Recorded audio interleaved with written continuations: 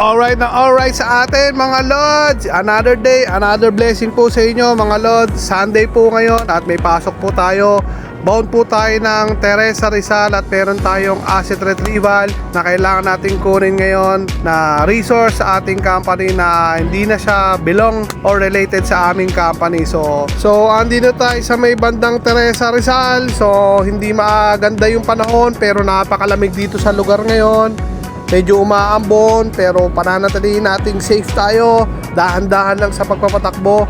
At sabi ko nga, sana makuha natin yung asset doon sa resource. At syempre, nakakatawa rin mga Lods, ang ganda ng kalsada, may konting banking tayo. Pangalawa, nag-enjoy na tayo sa rides at may bayad pa rin tayo ngayon. So syempre, bayad tayo dahil ano ng company to, trabaho pa rin.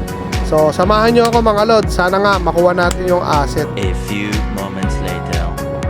So, ayun na nga mga Lods, no? Pauwi na tayo. Unfortunately, hindi natin nakuha yung asset dun sa resource. So, medyo may problema. So, pakiramdam ko, nagtatago na yung resource kasi nagtanong naman ako dun sa mga kapitbahay.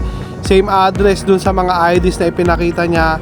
And then, yung nakausap ko na tao dun sa bahay, kamukhang kamukha niya pero i-deny niya na hindi niya kilala. So, gagawin lang natin dito, i-report lang natin ito sa office. Then, si office na ang bahala kung anong susunod na steps para makuha yung asset. Ngayon, kung pabalikin tayo dito at kailangan ipabarangay, so ipapabarangay na natin yon. So, for now, hanggang dito na lang muna tayo mga Lods.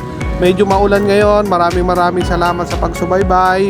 At sana po yung mag-follow, like, and share po kayo sa aking FB page at mag-iingat po lagi. Maraming salamat.